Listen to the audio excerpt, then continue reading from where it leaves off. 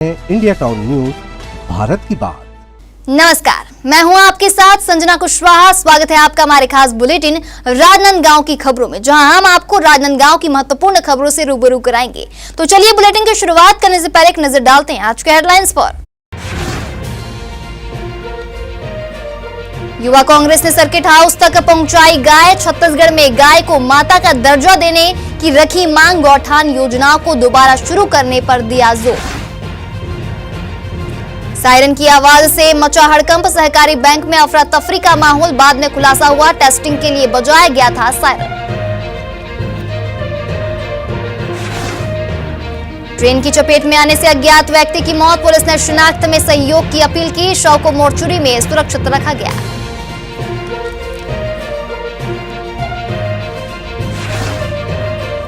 तुमड़ी board police की बड़ी कार्रवाई। मवेशी तस्करी में शामिल 4 आरोपी गिरफ्तार। 11,25,000 रुपए का मवेशी माल जब्त।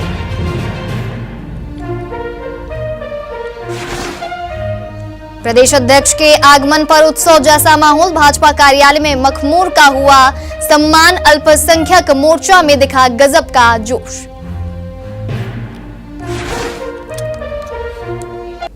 तो चलिए अब बढ़ते हैं राजनांदगांव की महत्वपूर्ण खबरों की ओर। राजनांदगांव जिले के सिटी कोतवाली थाना क्षेत्र अंतर्गत एक दर्दनाक हादसे में एक अज्ञात व्यक्ति की ट्रेन से कटकर मौत हो गई। आपको बता दें, यह हादसा राजनांदगांव और परमाल कसार रेलवे स्टेशन के बीच हुआ है। तो वहीं घटना की जानकारी प्रार्थी सुरेश ने सिटी कोतवाली थाने में दर्ज कराई। मृतक की उम्र करीब 35 से 40 वर्ष के बीच आकी गई है। मृतक का कद लगभग 5 फीट 7 इंच है। चेहरा गोल और शरीर गठीला है। हादसे के समय मृतक ने काले रंग का हाफ जैकेट, हल्के हरे रंग की हाफ टी शर्ट और नीले डेनिम रंग की जींस पहन रखी थी। फिलहाल शव को शासकीय मेडिकल कॉलेज अस्पताल की मोर्चरी में सुरक्षित रखा गया है। मृतक की अब तक पहचान नहीं हो सकी और न ही उसके परिजनों का कोई सुराग मिल पाया है। सिटी कोतवाली पुलिस ने आमजन से अपील की है कि अगर कोई व्यक्ति हुलिये से मेल खाता हो तो तुरंत थाना सिटी कोतवाली में संपर्क करें। सरागोंदी गांव में धार्मिक आस्था और पर्यावरण संरक्षण से जुड़े पीपल वृक्ष कटाई मामले में खैरागढ़ न्यायालय के मुख्य आरोपी इमरान मेमन को कोई राहत नहीं दी गई है। आपको बता दें, सुनवाई में जिला एवं अतिरिक्त सत्र न्यायाधीश की अदालत ने आरोपी की जमानत याचिका खारिज कर दी है। आपको बता दें कि अब ग्रामीण उस स्थान पर हनुमान मंदिर का निर्माण कर रहे हैं। तो वहीं सुनवाई के दौरान अदालत में बड़ी संख्या में ग्रामीण और सामाजिक संगठनों के प्रतिनिधि उपस्थित रहे। शासन की ओर से एजीपी ज्ञानदास बंजारे ने प्रभावी तरीके से जमानत का विरोध करते हुए तर्क दिया कि यह केवल एक पेड़ की कटाई नहीं बल्कि जन भावनाओं और पर्यावरण दोनों पर आघात है। जांच के दौरान आरोपी इमरान मेमन ने स्वीकार किया कि उसने अपनी निजी जमीन के सामने स्थित पीपल वृक्ष को मशीन से कटवाया था। पुलिस ने आरोपी पर धार्मिक भावनाएं भड़काने और पर्यावरणीय क्षति से संबंधित धाराओं के अंतर्गत मामला दर्ज किया है। इसी कड़ी में इस पहल को बल देते हुए क्षेत्रीय विधायक यशोदा नीलांबर वर्मा ने मंदिर निर्माण के लिए 3 लाख रुपए की सहायता राशि की घोषणा की है।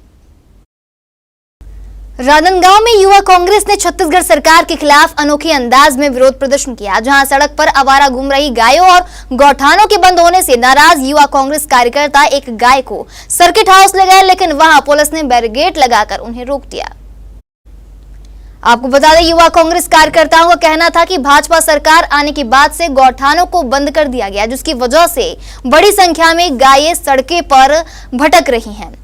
इससे न केवल यातायात में परेशानी हो रही है बल्कि आए दिन दुर्घटनाएं भी हो रही हैं। प्रदर्शनकारियों ने मांग की है कि छत्तीसगढ़ सरकार गाय को गाय माता का दर्जा दे और बंद किए गए गौठानों को पुनः चालू किया जाए, ताकि गायों की देखरेख और सुरक्षा सुनिश्चित हो सके। उन्होंने यह भी आरोप लगाया कि कांग्रेस सरकार के समय बने गौठानों में गायों को चारा पानी और देखभाल मिलती थी, लेकिन अब उन्हें सड़क पर छोड़ दिया गया है। इस विरोध प्रदर्शन ने एक बार फिर छत्तीसगढ़ में गौठान और पशु संरक्षण के मुद्दे को राजनीतिक चर्चा के केंद्र में ला दिया है।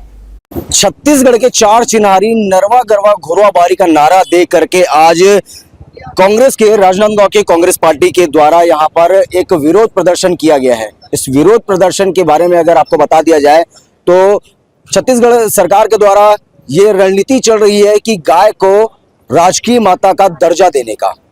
अब सड़कों पर गाय बैठे रहते हैं, कई सारी सड़क दुर्घटनाएं हो जाती हैं, कई सारे लोगों की इसमें जाने चले जाती है। आज इस विश्राम भवन के पास कांग्रेस पार्टी के लोग आए हुए हैं। हमारे साथ में निखिल द्विवेदी मौजूद है जी। आज गाय को ला करके यहाँ पर एक विरोध प्रदर्शन दर्ज किया गया है, जिसमें पूर्व के छत्तीसगढ़ सरकार के द्वारा जो एक योजना लागू की गई थी उसका भी यहाँ पर उल्लेख किया गया है। भारतीय जनता पार्टी की जो सरकार है उसके चाल चरित्र और चेहरा पूरी जनता जानती है। एक तरफ वो हिंदुत्व की बात करते हैं, हिंदू धर्म में गौ माता को माता का दर्जा दिया गया है। आज सड़कों पर हजारों की संख्या में गौ माता मर चुकी है। महीने भर के भीतर कोई एक्सीडेंट से मर रही है, किसी गौ माता के कारण एक्सीडेंट हो रहा है तो इंसान मर रहे हैं, लेकिन सरकार किसी भी तरीके की कोई योजना नहीं ला पा रही है। आज सरकार के कल जो मुख्यमंत्री है वो एक धार्मिक कार्यक्रम में वहां पे बोलते हैं मैं राजमाता का दर्जा देने की तैयारी कर रहा हूँ। राजमाता है, राजमाता आज सड़कों पर मौत की स्थिति में है। गौठान योजना बंद कर दी गई है, गोबर खरीदी बंद कर दी गई है। आज जनता भूपेश बघेल को याद कर रही है कि भूपेश बघेल की सरकार में गोबर खरीदी होता था, गौमूत्र बिकता था और गौठान जैसी योजना थी जहां पर चारा मिलता था गायों को। आज गाय जाए तो जा कहाँ है, वो सड़कों पर है और सड़क पे होने के कारण दुर्घटनाओं में हमारी माताओं की जान भी जा रही है और हमारे साथ साथ जो इंसान है वो एक्सीडेंट का शिकार होकर उनकी भी जान जा रही है। लेकिन ये सरकार गूंगी भरी सरकार बैठी हुई है, केवल हिंदुत्व की बात करते हैं, लेकिन इनके पीछे हिंदूवादी कोई भी सोच नहीं है। वर्तमान में यह राजनांदगांव के खुद विधायक डॉक्टर रमन सिंह है, जो छत्तीसगढ़ सरकार को 15 सालों तक के चलाए हुए हैं। क्या उनकी नजर नहीं पड़ रही है इस पर? रमन सिंह जी तो प्रोटोकॉल के विधायक हैं, वो प्रोटोकॉल में आते हैं और प्रोटोकॉल में चले जाते हैं। कल उनका जन्मदिन बनने वाला है। शहर में तमाम तरीके की हत्याएं हो चुकी है, लोग के घर में अभी 1.25 महीने नहीं हुए हैं, दुख का पीड़ा हटे हुए, और रमन सिंह बड़ी कार्यक्रम कराकर अपना जन्मदिन मनवा रहे हैं। तो ये जो विधायक है इनको किसी चीज की सूझ नहीं है। रमन सिंह कभी जनता के लिए सोचते ही नहीं। उन्हें पता है कि मैं वोट चोरी करके और पैसों के दम पे ये चुनाव जीत लूंगा, ऐसा सोचकर वो कभी भी जनता के सुख दुख में खड़े नहीं होते। केवल प्रोटोकॉल में आते हैं और प्रोटोकॉल में चले जाते हैं। उनके गनमैन उनके कार्यकर्ताओं तक को मिलने नहीं देते हैं, तो जनता क्या मिल पाएगी? गाय की सुरक्षा तो हो नहीं पा रही है, लेकिन अब उसको राष्ट्रीय माता का दर्जा देना, ये कहाँ तक की न्याय की बात है और कितना इस पर नीति विरोध काम हो सकता है? भारतीय जनता पार्टी हमेशा से झूठ बोलकर ही सत्ता में आती है। इनके जो केंद्रीय मंत्री किरण रिजिजू हैं वो बोलते हैं कि मैं बीफ खाता हूं, मैं गाय का मांस खाता हूं। उन्हें भारतीय जनता पार्टी निकालती क्यों नहीं? दूसरी तरफ 2014 का जो आंकड़ा है, 2014 में भारत जो है बीफ निर्यातक देश 90 नंबर पर था। आज नरेंद्र मोदी की सरकार है, राज्य में छत्तीसगढ़ में बीजेपी की सरकार है और मधुसूदन यहाँ महापौर है। उसके बाद भारत देश 2nd नंबर में सबसे बड़ा बीफ निर्यातक देश बन चुका है। ये दुर्भाग्य है भारतीय जनता पार्टी का कि ट्रिपल इंजन की सरकार है और झूठ बोलकर सत्ता में आए और गाय की सेवा तक नहीं कर पा रहे हैं।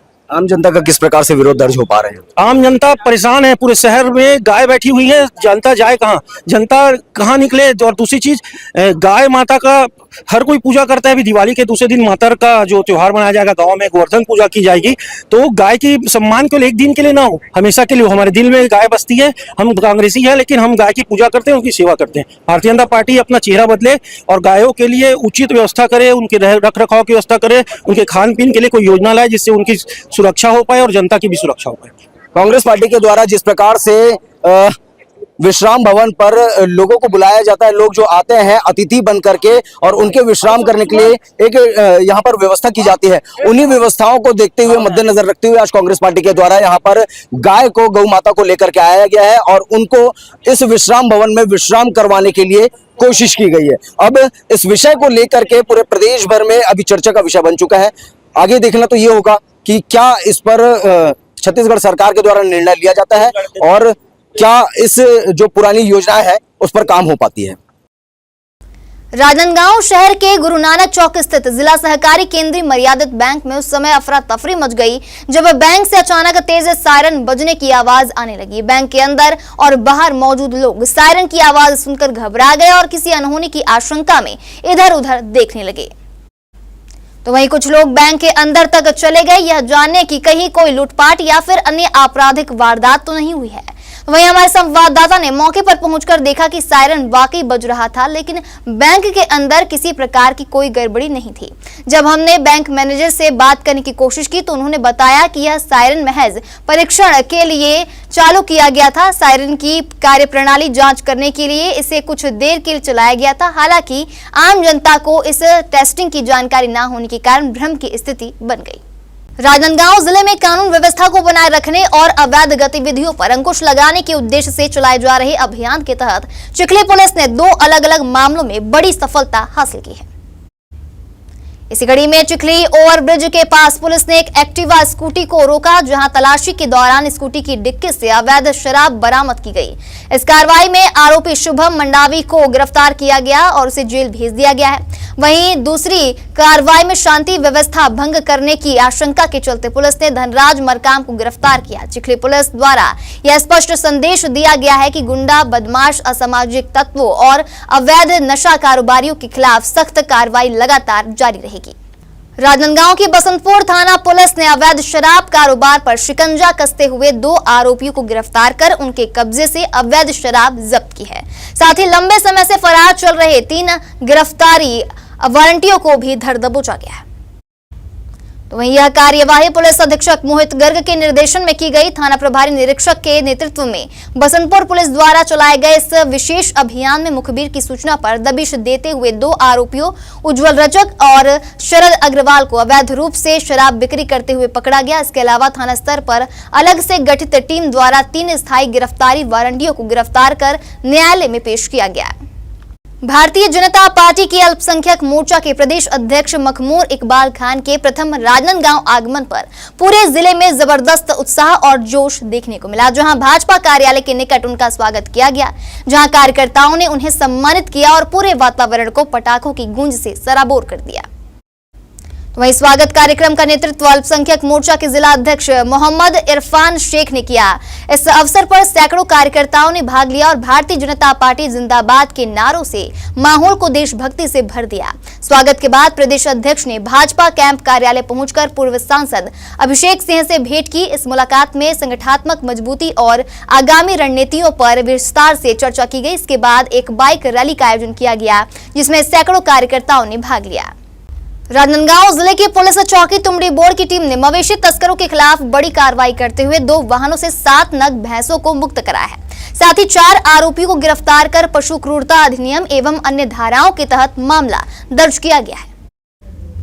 दरअसल वाहन चालकों से दस्तावेज मांगे जाने पर वे कोई वैध दस्तावेज प्रस्तुत नहीं कर सके, जिसके बाद पुलिस ने दोनों पिकअप वाहनों एवं 7 मवेशियों सहित कुल 11,25,000 रुपए की संपत्ति जब्त की है। चारों आरोपियों के खिलाफ पशु क्रूरता के तहत मामला दर्ज कर उन्हें न्यायालय में पेश किया गया है, जिसके अलावा पुलिस द्वारा मामले में शामिल अन्य आरोपियों की तलाश की जा रही है। राजनांदगांव की थाना बसंतपुर अंतर्गत पुलिस चौकी सुरगी ने एक बड़ी कार्रवाई करते हुए गांव के परिशांति भंग करने वाले 5 असामाजिक तत्वों को गिरफ्तार किया है, जहां ये सभी आरोपी शराब के नशे में गाली गलौज और धमकी देकर माहौल खराब कर रहे थे। आपको बता दें कि एसपी के निर्देशन में क्षेत्र में सक्रिय असामाजिक तत्वों के विरुद्ध सख्त कार्रवाई के निर्देश दिए गए हैं। इसी कड़ी में चौकी प्रभारी निरीक्षक के मार्गदर्शन में यह कार्यवाही की गई। पुलिस के अनुसार सभी आरोपियों के खिलाफ पूर्व में भी आपराधिक मामले दर्ज हैं। पुलिस द्वारा की गई इस कार्यवाही से क्षेत्र में आमजन में सुरक्षा की भावना मजबूत हुई है। साथ ही गांव में कानून व्यवस्था बनाए रखने का एक सशक्त संदेश दिया गया है। हमारे खास बुलेटिन राजनांदगांव की खबरों में फिलहाल इतना ही। तमाम खबरों के लिए बने रहिए इंडिया टाउन न्यूज के साथ। नमस्कार। आप देख रहे हैं इंडिया टाउन न्यूज, भारत की बात।